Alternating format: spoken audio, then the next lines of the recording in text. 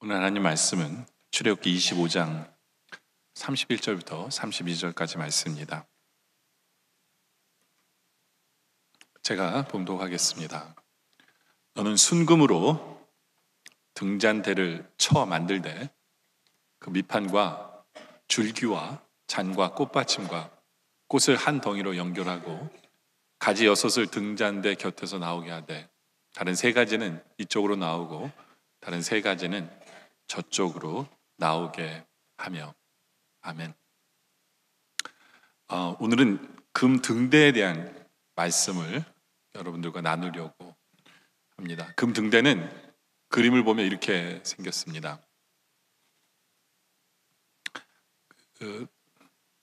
다른 가구들은 그 안에 나무로 만든 다음에 금으로 씌웠는데요. 금 등대는 순전히 순금으로만 만들어졌습니다. 그리고 어떻게 만들었냐면 금을 쳐서 만들었어요. 저 모양을 되도록 이렇게 쳐서 저 모양으로 만들었습니다. 그리고 7개의 그 불을 붙일 수 있도록 되어 있습니다. 7개의 줄기가 되어져 있죠. 그래서 모양은 저렇게 생겼습니다. 근데 이 금등대는 무엇을 나타내는 걸까요? 그 첫 번째 포인트인데, 금등대는 성령님을 나타내는 금등대입니다. 성령님을 나타내요. 왜 이것이 성령님을 나타내느냐 하면요, 우리가 지난주에 조각목은 예수님의 인성을 나타내는 거고 금은 예수님의 신성을 나타내는 것이다 라고 말씀을 드렸죠. 그러니까 금은 예수님의 신성을 나타내는 부분이기도 하는데요, 이 예수님이 나타내는 신성을 쳐서 또 다른 모양을 만들었어요. 그것은 우리 예수님과 같은 성령님이시다 라는 것을 상징합니다. 근데 왜 제가 자신 있게 이것이 성령님이라고 여러분들에게 말씀을 드리냐면, 성경에 나와 있으니까 그래요. 성경에 나와 있으니까.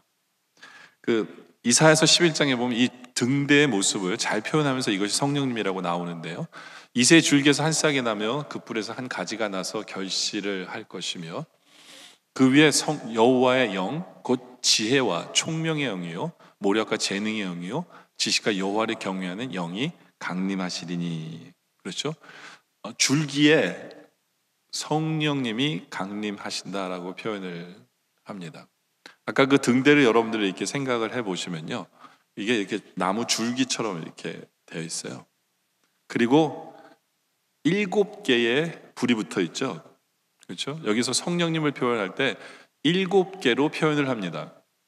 여기 보면 그의 위에 여호와의 영, 그러니까 여호와의 영은 가운데 있는 줄기를 딱 생각하시면 돼요. 가운데 여호와의 영, 그리고 지혜와 총명의 영, 양쪽에 이렇게 딱 붙어 있죠. 쌍둥이처럼 지혜, 총명.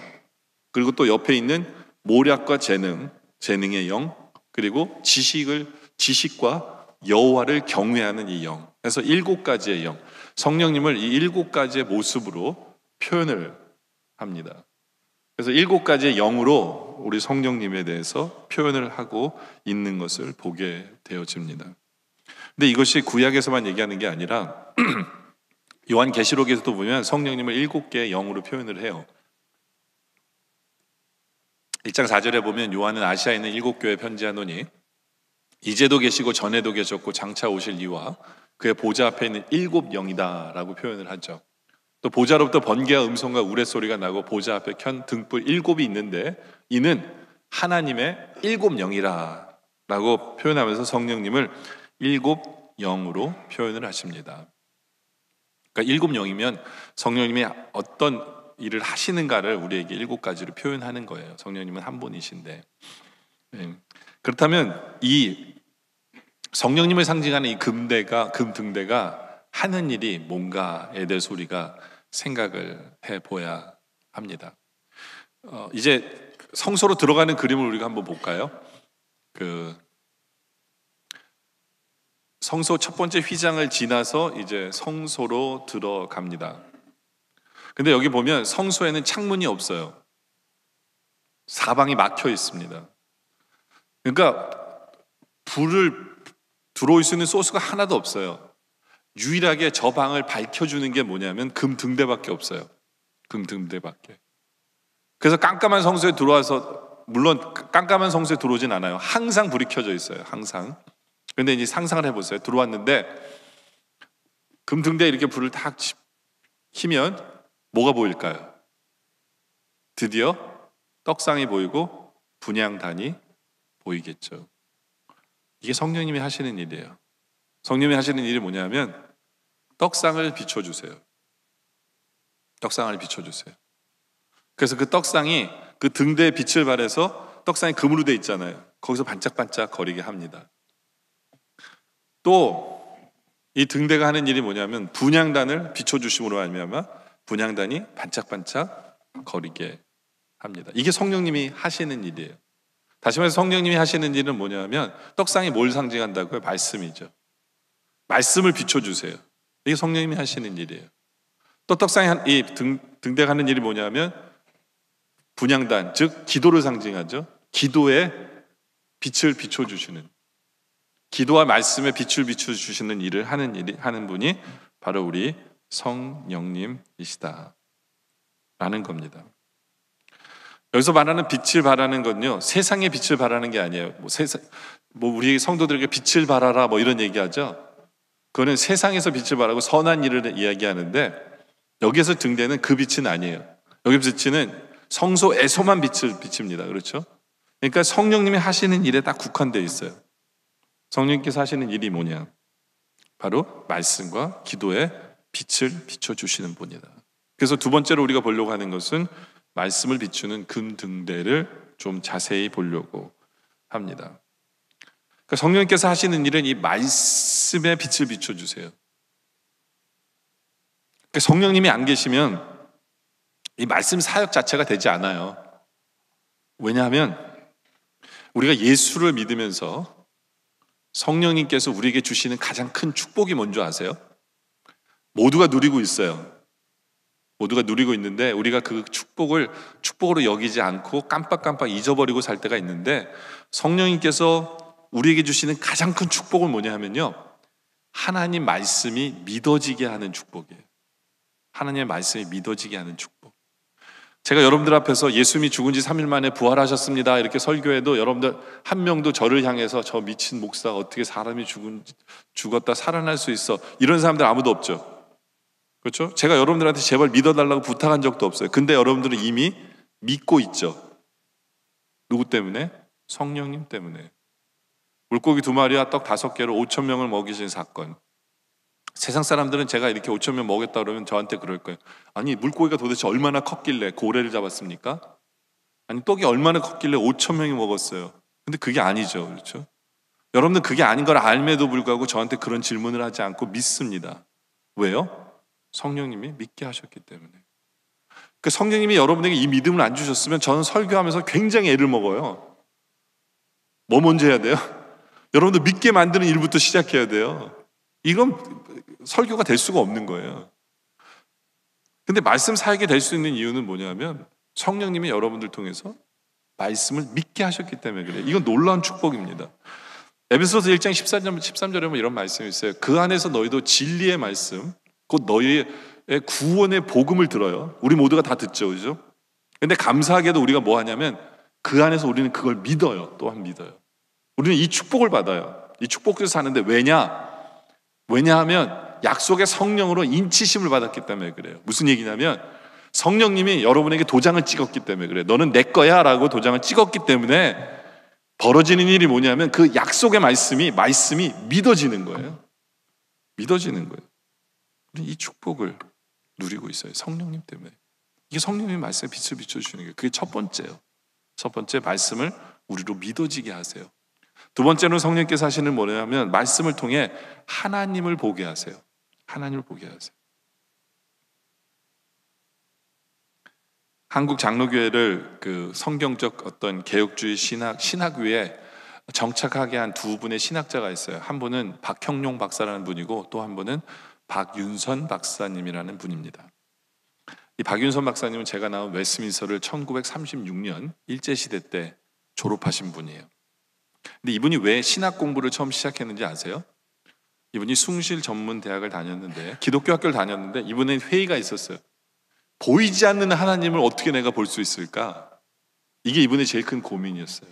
근데 이분이 어느 날 말씀을 묵상하면서 깨달은 게 뭐냐 하면, 보이지 않는 하나님은 말씀을 통해서 보게 되는 것이구나를 이분이 깨달은 거예요. 그래서 이분이 성경을 더 열심히 배우게 된 거예요. 하나님을 더 보기 위해서. 하나님을 보기 위해서. 여러분들, 맞아요. 말씀은요, 우리로 하나님을 보게 하세요. 성령님의 역사 속에서. 어떻게 해요? 말씀대로 이루어지는 하나님을 보면서 우리는 하나님을 봤다라고 얘기하는 거예요. 하나님의 도우심을 보면서 하나님의 손길을 봤다라고 얘기하는 거고, 그렇죠? 하나님의 사랑을 느끼면서 나는 나를 사랑하신 하나님을 보았다라고 얘기하는 거예요. 이것은 성령의 역사 속에서 되어지는 일입니다. 그렇죠? 욥도 마찬가지예요. 욥기서 4장 42장 5절에 욥이 그런 얘기를 해요. 내가 주께 대해 듣기만 하였는데 이제는 주님이 하시는 말씀을 듣다 보니까 뭐라고 표현하냐면, 이제는 눈으로 주를 배웁나이다. 이게 성령님이 하시는 역사예요. 저는 우리 성도들이 말씀을 통해서 내가 주님을 보면서 삽니다라는 고백이 있기를 원합니다.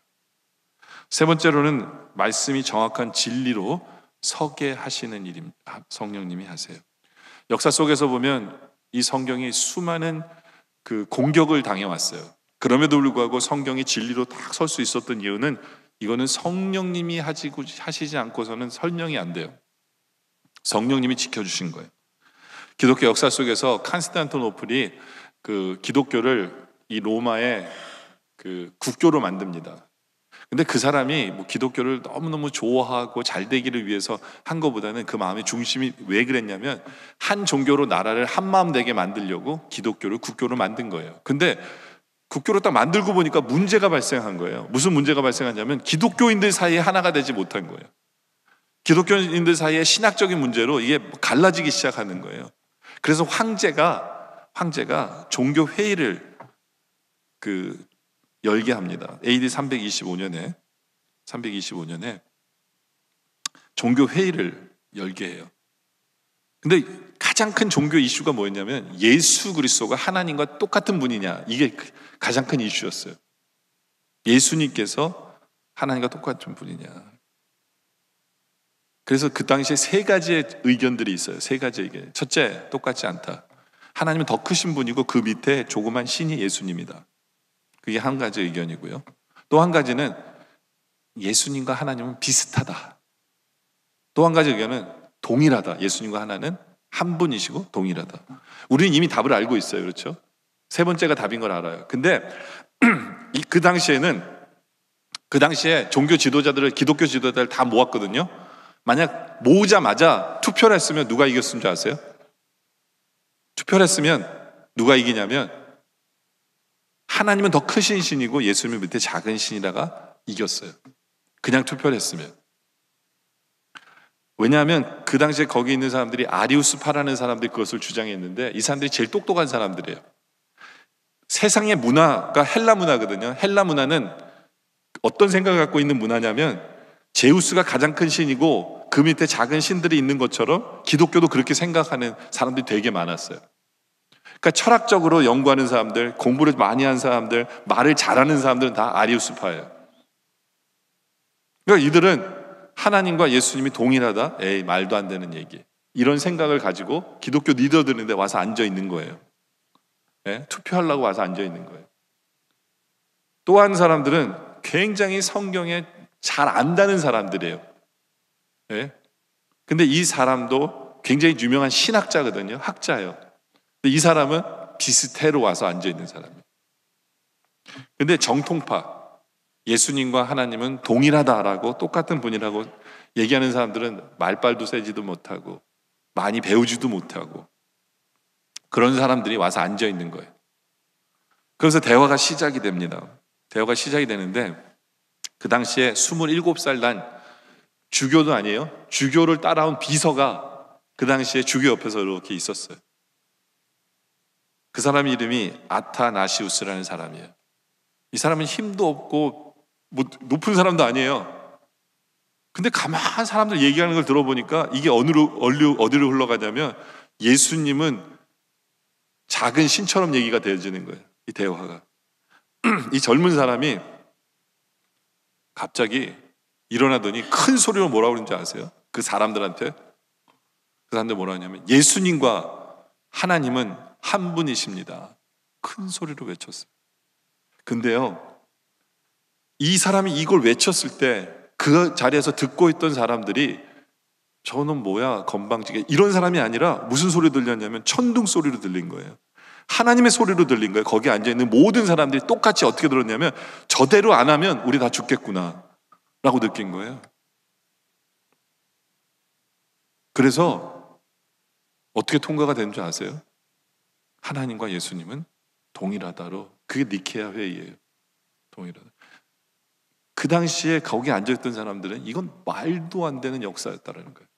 그 당시 앉아있는 사람들은 학식이나 학벌로 보면 이길 수가 없었고, 디베이트, 연설하는 걸로도 도저히 정통파가 이길 수 없었는데, 이것은 성령의 역사가 아니고서는 성령이 진리를 지키시고 진리를 빛나게 하시지 않고서는 이 일은 있을 수가 없었다라고 고백을 하는 장소가 그 자리였어요. 그래서 우리는 지금도 말씀대로 믿잖아요. 이건 말씀에 있는 얘기거든요. 히브리서 1장 8절에 하나님이 아들에 대해서 이렇게 얘기하세요. 하나님이 말씀하신 거예요. 이 구절이 아들에 관하여는 하나님이요. 이게 무슨 얘기입니까? 아들은 하나님이다라는 얘기가 정확히 써 있어요, 성경에. 그런데 성경을 많이 안다는 사람들이 문화가 들어오고 막 이러면서 막 말도 안 되는 얘기들이 되어졌어요. 성령님께서 딱 진리를 지켜주시잖아요. 그죠? 이게 성령님이 하시는 일이에요. 네. 여러분들, 이게 얼마나 중요한지 여러분들 우리가 알아야 돼요. 저는 말씀을 전하는 사람입니다, 여러분들 앞에서. 그렇죠? 제가 여러분들 말씀을 전할 때 성령의 인도하심 속에서 제가 말씀을 전하지 않고 제 생각, 제 방식대로 전하면 엉뚱한 얘기를 전하기가 쉬운 자리가 바로 이 자리예요. 그때 여러분들이 기도해 주셔야 돼요. 정말로. 아버지, 하나님, 저기 서 있는 저 목사 성령님께서 붙들어 주셔서 진리를 선포하게 하시고 진리로 가르치게 해주세요. 이것이 기도 제목이어야 돼요. 2014년 4월에 영국 그 썬더랜드에 그 마라톤이 열렸어요. 약 5천 명 이상이 참가한 아주 큰 마라톤 대회인데, 결과가 어떠는 줄 아세요? 그 마라톤의 결과가 뭐였냐면 한 명만 우승을 했고요. 나머지 5천여 명은, 나머지 모든 사람들은 다 탈락했어요. 왜 탈락했는지 아세요? 다 뛰었어요. 끝까지 다 뛰었어요, 사람들이. 근데 다 탈락시켰어요. 왜냐하면 1등과 2등이 좀 거리가 있었거든요. 근데 이 1등은 자기가 맨 앞이니까 뭐만 쫓았냐면 표시판만 쫓아가서 뛴 거예요. 근데 이 2등이 뛰다가 표시판 안 보고 잠깐 딴 길로 들어갔다 다시 들어온 거예요. 그러니까 약 200m를 덜 뛴 거예요. 요렇게 가야 되는데 요렇게 간 거예요. 근데 문제는 뭐냐면 나머지 사람들이 다 2등만 보고 쫓아간 거예요. 그래갖고 200 몇 미터를 다 못 뛰어가지고 다 탈락하고 1등 우승자밖에 없었어요, 그 대회에. 여러분들, 이건 신앙생활도 마찬가지예요. 우리가요, 말씀 보며 쫓아가야 돼요. 사람 보며 쫓아가는 거 아니에요. 그리고 중요한 것은 그 사람을 쫓아가려면 기도하고 쫓아가세요. 저 사람이 성령에 붙들린 사람이 돼달라고.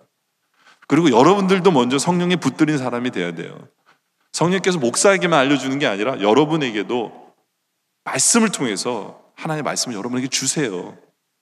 그렇기 때문에 나도 성령에 붙들려서 진리 가운데 서기를 소원하는 그 모습이 우리 안에 있어야 된다라는 거죠.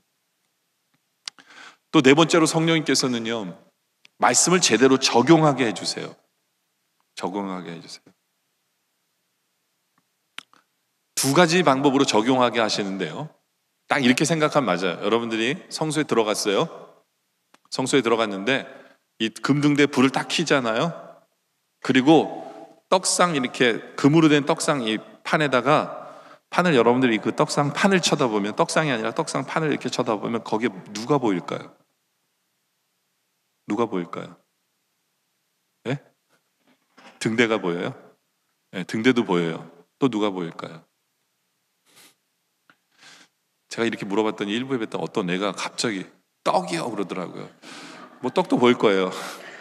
네. 근데 누가 보이냐면 거기에 비춰진 내가 보여요. 내가. 네.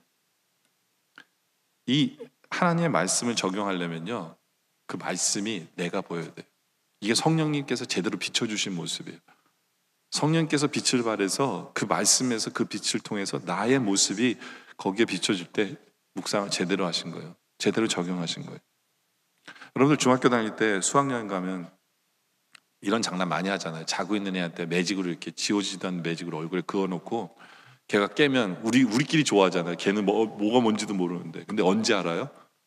거울을 들여다봤을 때 자기의 실체를 보게 되죠. 자기의 몰골을 보게 되는 거잖아요. 똑같아요. 하나님 말씀을 제대로 성령님께서 해주시면 내가 보여요. 내가 얼마나 회개해야 되는지, 내가 어떤 일을 해야 되는지, 어떤 일을 잘하고 있는지 성령님께서, 그렇다면 내가 보인다면, 말씀을 통해 내가 보인다면 우리 성령님께서 역사해주고 계시는 거예요. 그리고 또 다른 성령님께서 역사하시는 것은 창문이 되게 하세요. 창문이. 이게 무슨 얘기냐면요, 이 금 등대에 촛불이 붙인 거잖아요.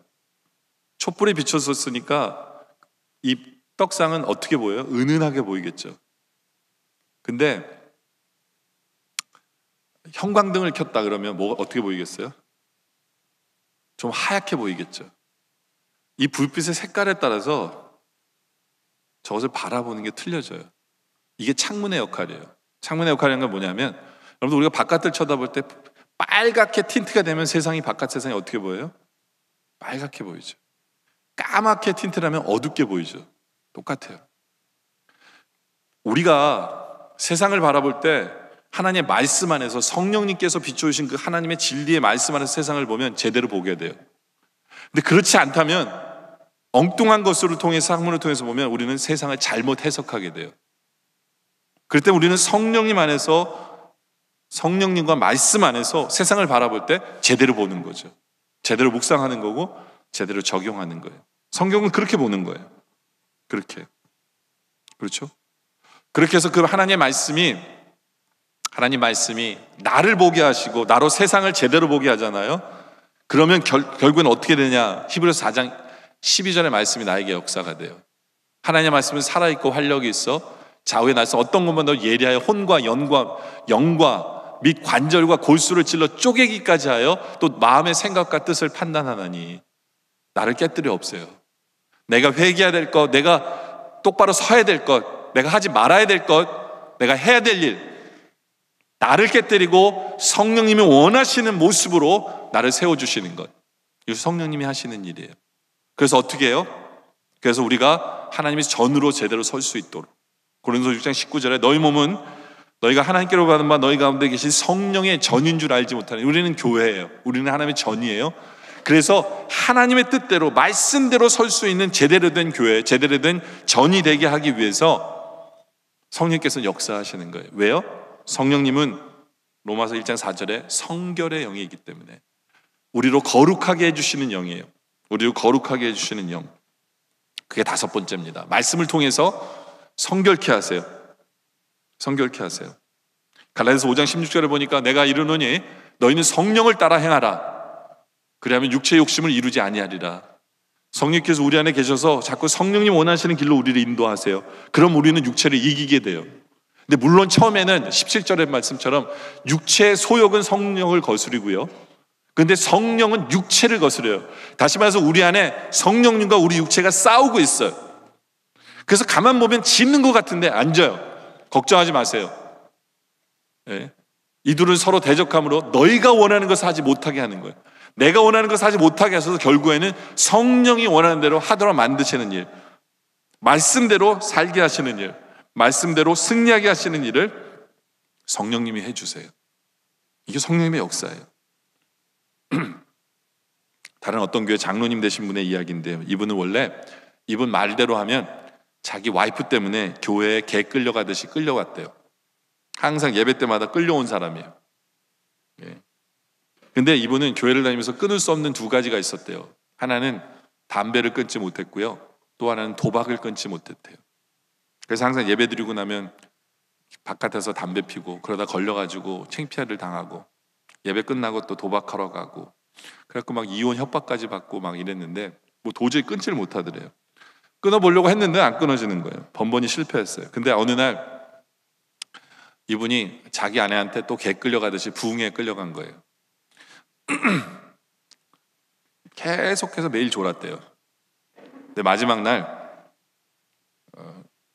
기도를 하는데 갑자기 가슴이 뜨거워지는 것 같더래요. 마지막 날. 근데 이 극성스러운 아내가 또 개 끌고 같이 남편을 그 부흥 강사 앞에다가 이렇게 끄집어서 무릎을 꿇으면서 기도하더라고 그러더래요. 기도를 받는데 마음이 더 뜨거워지더래요. 그러고 났는데 바깥에 나가서 담배 피우려는데 구역질이 나더래요, 담배에서. 그래서 담배를 끊게 됐대요. 그리고 노름판에 가서 노름하려고 앉았는데요, 허리가 아프고 다리가 쑤시고, 옛날에는 밤새도록 해도 괜찮았는데요, 조금도 못 앉아 있겠대요. 온몸이 쑤셔가지고. 그래서 도박도 끊게 됐대요. 이런 게 성령의 역사예요. 우리의 힘은 이게 되는 게 아니에요. 성령님께서 해주셔야 돼요. 성령님께서 역사해 주셔야 돼요. 그럴 때 우리는 그걸 위해서 기도할 필요가 있어요. 성령님께서 역사해달라. 우리가 잘 아는 어거스틴 있잖아요. 이 사람이 예수를 믿게 됨으로 인해서 우리가 받은 혜택이 엄청나요. 어거스틴이라는 사람이. 근데 이 어거스틴이 원래 어떤 사람이었냐면 두 가지를 끊지 못했어요. 이 사람도 술을 못 끊었어요. 이 사람은. 그리고 또 못 끊는 게 뭐냐면 여자를 못 끊었어요. 여자를. 근데 이 사람은요, 성경적으로는 죄인이지만 세상으로는 잘 나가는 사람이에요. 공부를 되게 많이 하고 되게 똑똑한 사람이에요. 그래서 이 사람이 하는 일이 뭐냐면, 말로써 합법적으로 사기를 쳐서 사람을 풀어주는 일을 했어요. 그러니까 합법적인 일인데 자기가 알아, 이게 사기인 줄. 근데 말을 잘하니까 사람을 풀어주는 일을 한 거예요. 근데 이런 일을 하면서 사람들에게 인정을 받고 돈을 벌고, 그런 사람이에요. 근데 그 어머니가 그를 보면서 기도하기 시작한 거예요. 하나님, 얘를 좀 바꿔주세요. 기도가 먹힐 거라고 생각하지 않았을 거예요. 왜냐하면 술에 방탕하게 여자에 이게 말이 안 되는 삶을 살았어요. 근데 어느 날 이 사람이 책상에 이렇게 앉아 있는데 담 바깥에서 애들이 하는 노래소리가 들려요. 애들의 노래소리가 뭐였냐면 이거예요. 들어봐, 읽어봐. 그냥 단순한 메시지예요. 들어봐, 읽어봐. 근데 거기에 딱 자기 책상에 성경이 있으니까 이 사람이 어떻게 했냐? 그래?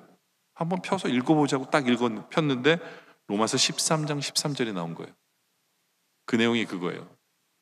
낮에와 같이 단정히 행하고 방탕하거나 술 취하지 말며 음란하거나 호색하지 말고 다투거나 시기하지도 말아라.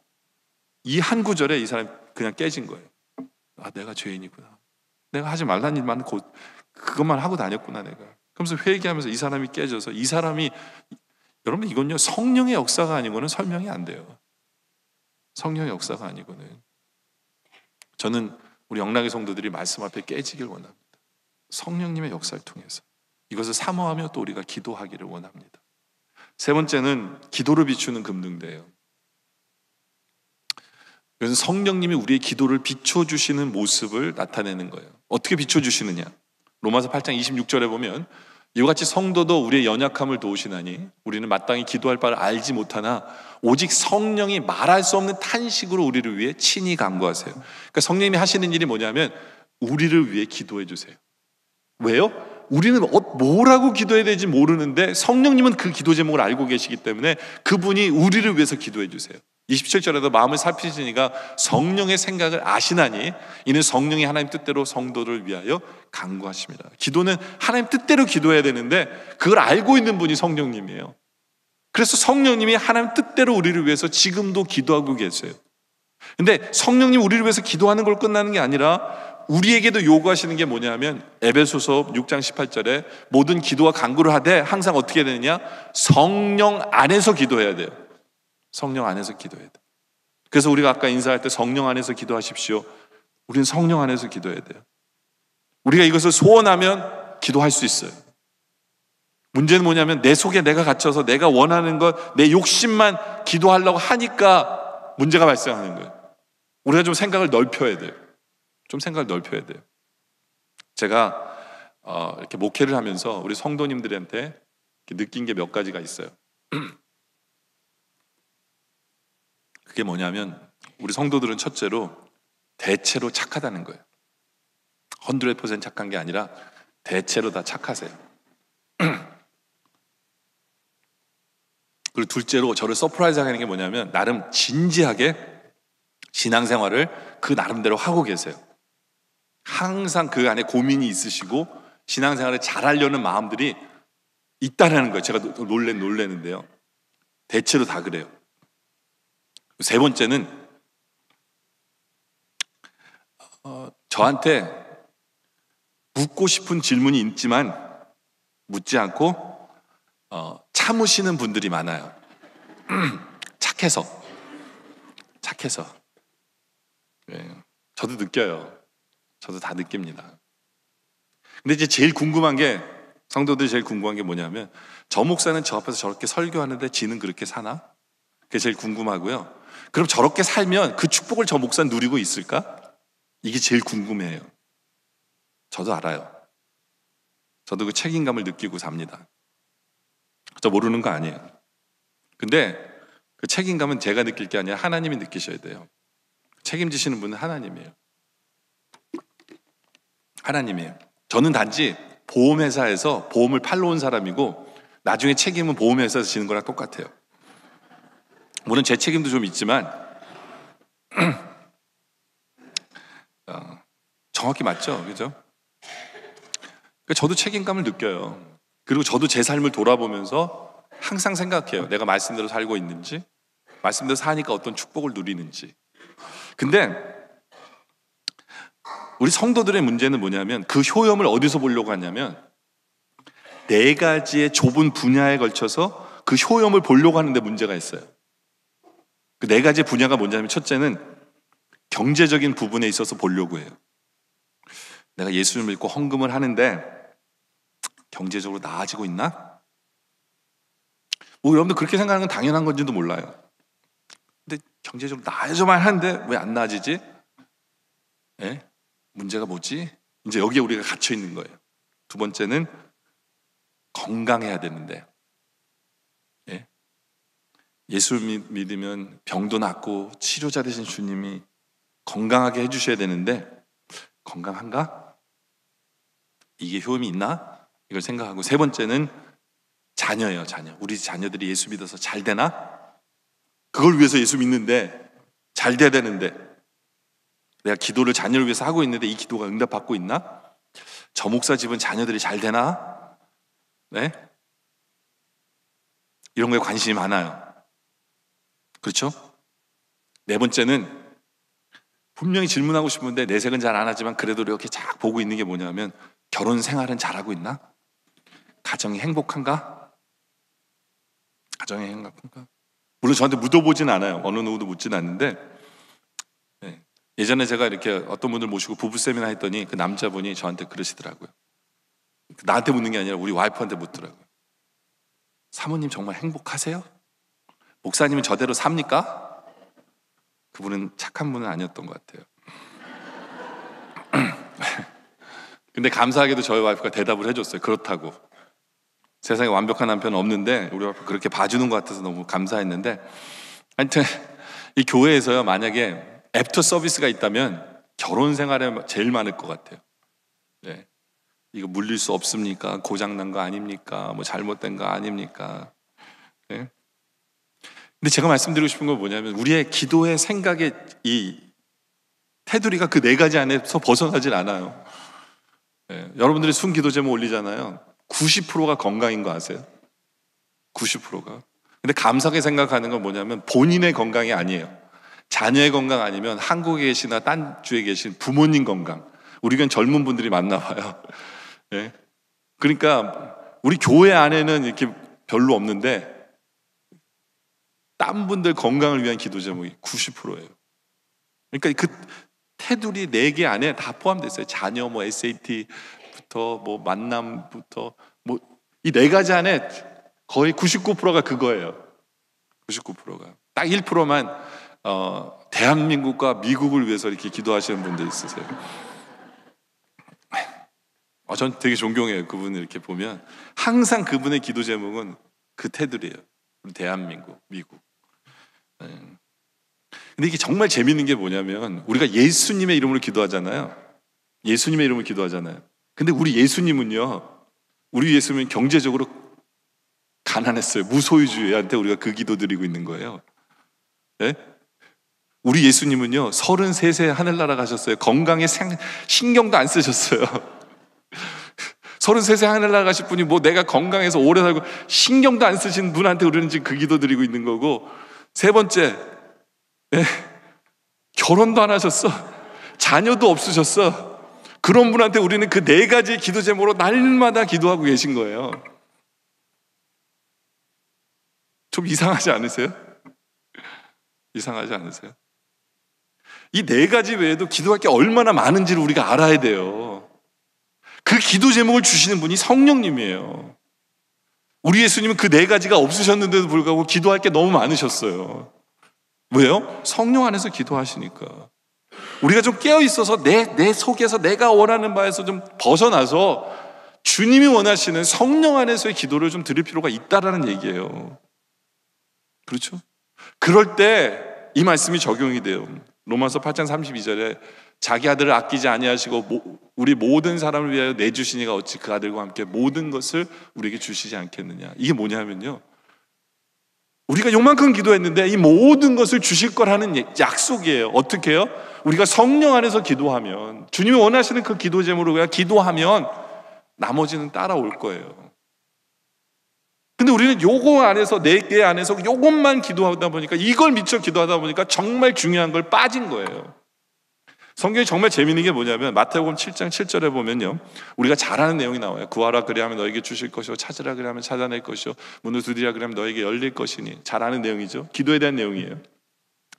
예? 구하는 이마다 받을 것이요. 그러면서 9절에 가면은 너희 중에 누가 아들에게 떡을 달라는데 독을 줄 사람이 있느냐, 생선을 달라는데 뱀을 줄 사람이 있겠느냐 하면서 결론이 뭐냐면, 너희를 악한 자라도 좋은 것을 자기 줄 줄 알거든 하늘에 계신 너희 아버지께서 구하는 자에게 좋은 것을 주시지 않겠느냐. 이게 마태복음에 나온 내용이에요. 그러니까 구하면 뭘 주신다고요?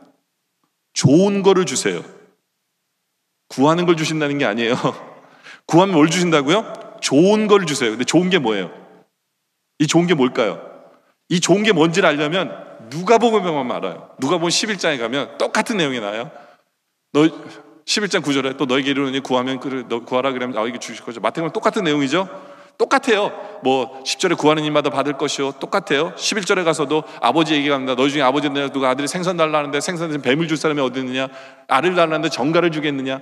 그러면서 13절에 똑같다가 뒤에 가서 딱 틀려요. 뭐예요? 너희가 악한 자에게 좋은 것을 자식에게 줄 줄 알거든 하물며 너희 아버지께 구하는 자에게 뭘 준다고요? 성령을 주시지 않겠네. 좋은 게 뭐예요? 성령이에요. 우리는 성령을 구해야 돼요. 우리는 성령 안에서 기도해야 돼요. 그러면 성령이 안에서 주님이 원하시는 바를 기도하면 이건 따라오는 것뿐이에요. 따라오는 거예요. 중요한 것은 우리는 성령 안에서 기도하고 싶은 마음이 우리 안에 있어야 돼요. 그러려면 내 안에서 내가 좀 나와야 돼요. 내가 원하는 것, 내 생각에 갇혀있는 그 모습에서 나오고 성령이 원하시는 것을 받아들일 수 있는 그 모습이 우리에게 필요해요. 그러면 어떻게 성령 안에서 기도할까요? 어떻게 성령 안에서 기도할까요? 제가 지난주에도 기도에 대해서 얘기하면서 시간을 정해놓고 기도하십시오. 매 순간 기도하십시오. 근데 문제는 뭐냐면 잘못하면 우리는 내 안에서 그 4가지 안에서 못 벗어나고 기도해요. 그러면 어떻게 되느냐? 하나님의 말씀이 내 안에 있어야 돼요. 성령이 비추어진 말씀을 가지고 그 말씀이 나에게 기도 제목이 돼야 돼요. 그 말씀이, 성령의 말씀이 거울이 돼서 그 말씀을 가지고 세상을 보면서 하나님께서 보여주신 그 세상 속에서 내가 기도할 제목이 얼마나 많은지 몰라요. 그 말씀이 거울이 돼서 나를 비춰주면 내가 변해야 될 게 얼마나 많은지 모르고 내가 회개해야 될 게 얼마나, 그것들이 기도 제목이 돼야 돼요. 근데 벗어나기 위해서는 그 말씀으로 묵상이 필요한 거예요. 말씀이. 근데요, 말씀도요, 내 속에 갇혀있으면 그 말씀이 자꾸 그 4가지 안에서 또 못 벗어나. 그러니까 벗어나려는 노력이 좀 필요하다는 거예요. 이 목사도요, 저도 그래요. 항상 거기서 말씀을 준비하면서 설교를 준비하면서 말씀을 묵상하면서도 거기서 벗어나려고 노력을 정말 많이 하는 부분이 그 부분이에요. 그래서 저는 말씀을 가지고 이렇게 머릿속에 뭐가 들어오면 이걸 내가 설교를 할까 말까, 주님이 원하시는 뜻이 뭘까 하면 어떻게 하는 줄 아세요? 어떻게 하냐면 그냥 머릿속에 말씀만 갖고 일어나요. 거기 안 앉아 있어요. 왜냐면 자꾸 내 속에 갇히니까. 예? 그럼 세 개 중에 하나 합니다. 세 개 중에 하나. 첫째, 걸어요, 그냥. 집안에서 이렇게 걸어 다녀요. 입에 찬송 같은 거 이렇게 하나 듣거나 아니면 찬송을 입에 이렇게 흥얼거리면서 그냥 걸어요. 아무 생각 없이. 그래서 성령님 도와주세요. 지금 무슨 말을 제가 전하기 원하시는, 무슨 생각을 하고 어떻게 기도할까요? 벗어나길 노력하는 거예요. 그러지 않으면 저는 샤워해요. 그래서 저는 아침이나 저녁에 샤워하는 게 아니라 어중간할 때 샤워하는 저를 보거든요, 항상. 왜냐하면 샤워하면서 그렇게 씻는데 몰입이 되는 게 아니라 그쪽에 몰입이 돼요. 뭐 씻기 때문에 좋은 게 아니라 그냥 어디에 몰입될 때요. 아니면 화장실에 앉아 있어요. 그냥 떠나는 거예요.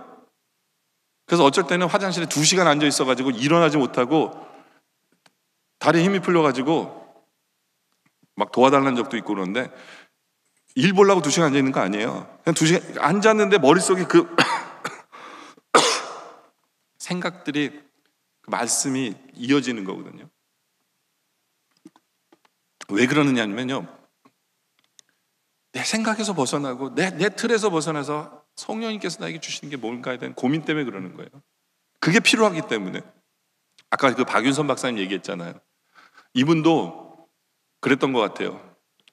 신학교 다니면서 이분이 하도 신학교 주위를 걸어 다녀가지고, 그 당시에 신학교 교장이었던 메이첸 박사님이라는 분이 있거든요. 되게 유명한 분이에요. 근데 사람들한테 그랬대요. 저 길은 윤선 패스라고, 윤선이 걸어 다니는 길이라고. 왜요? 기도하는 길이었어요. 그 길이. 성령 안에서 기도하고 싶어서, 어디에 갇혀 있고 싶지 않아서 자연 속에 들어가서 자연을 걸으면서 하나님이 원하시는 것이 뭔지, 성령님께서 원하시는 것이 뭔지에 대한 그 갈망함이 있었던 거예요. 우리에겐 이런 갈망함이 필요해요.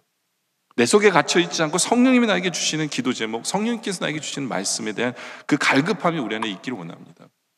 여러분들, 기도는요 2가지 기도의 모습이 있어요. 몸부림이 있고요, 매달림이 있어요. 근데 매달림은 뭐냐면 내가 스스로 뭔가를 하려는 거예요. 매달림이 아니라 몸부림은 내가 뭔가를 해야 돼요. 그래서 기도도 몸부림 치는 분들이 있어요. 지금 내가 이걸 원하기 때문에 내가 금식하고, 예? 내가 소리 지르고, 내가 매달리고, 내가 이렇게, 이건 몸부림일 수 있어요. 근데 매달림은 뭐냐면요, 하나님께만 매달리는 거예요. 하나님께 매달리는 거예요. 하나님 아니면 전 죽습니다. 하나님 뜻이 뭡니까? 하나님 원하시는 게 뭡니까? 저는 여기에 답이 있고, 성령님 도와주세요. 이게 매달림이에요. 근데 어떤 성도들은요, 매달리는 것 같은데 안 매달리고요, 어떻게 하냐면 한 손으로는 이렇게 난간에 되돌려 매달려 있고, 한 손으로는 세상 걸 붙잡고 같이 살려고 노력을 해요. 이러면 어떻게 돼요? 떨어져 죽어요.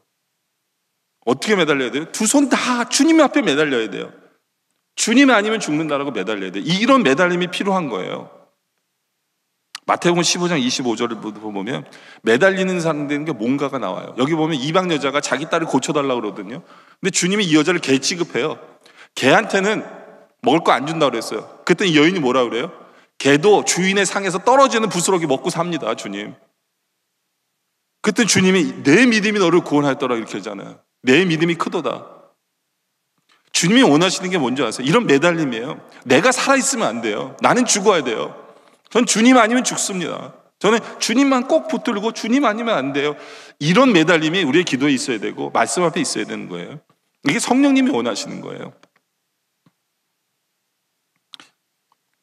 요번 주에 이렇게 신문 보니까, 한국 신문 보니까 칙필레 가게에 대한 얘기가 나왔더라고요. 네. 세상에 많은 기업들은 하루라도 더 열어서 돈 벌려고 노력을 합니다. 근데 칙필레는 그렇지 않아요. 주일날 꼭 문을 닫아요. 왜 그래요? 하나님께 매달리는 거예요, 그게. 세상과 하나님을 동시에 잡는 게 아니라 그냥 하나님께 매달리는 거예요. 하나님이 원하시는 그 일을 하겠다는 거잖아요. 그럴 때 거기에 답이 있는 거예요. 예. 우리가 몸부림치지 마세요. 오직 성령 안에서 하나님께만 매달릴 수 있는 그런 기도가 우리의 모습이길 원합니다. 그래서 마지막 결론을 내리죠.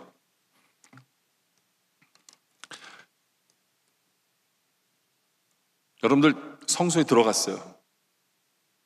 그 안에가 어떤 느낌일까요? 저는 실제로 안 들어가 봤지만 상상만 해도요, 너무너무 아름다울 것 같아요. 왜냐하면 온통 사방이 금이에요. 가구들도 다 금이고 금 등지에서 불빛이, 그 은은한 불빛이 반사가 돼서 완전히 금잔치예요. 금빛 잔치예요. 얼마나 아름다운지 몰라요. 말씀에 불빛이 반사가 돼가지고 그 말씀이 얼마나 아름다운지 몰라요. 기도의 불빛이 반사가 돼가지고 그 기도회가 얼마나 아름다운지 몰라요. 그게 교회의 모습이에요. 그게 시온성과 같은 교회예요. 벽도 금으로 다 둘려 있거든요. 하나님의 영광을 보는 거예요. 하늘을 쳐다보면 카펫이 깔려 있는데 그 카펫이 수놓아져 있는 게 뭐냐면 천사 날개가 2개가 이렇게 덮고 있어요. 앞에 휘장을 보잖아요. 그 휘장 앞에도 천사의 날개로, 뒤에 휘장을 보도 천사의 날개가 덮고 있어요. 하나님께서 지키시고 보호하시는 교회의 모습을 보이는 거예요. 하나님의 인재를 보며 하나님의 영광을 보는 거예요. 이것이 성령 안에서의 삶이에요. 저는 이것이 또한 시온성과 같은 교회가 아닐까. 성령님 때문에 하나님 말씀의 빛을 발하고 기도의 빛이 나고 하나님의 영광을 받으시는 그러한 교회, 그러한 성도들 다 우리들이 되어 주시기를 주님의 이름으로 축원합니다. 기도드리겠습니다.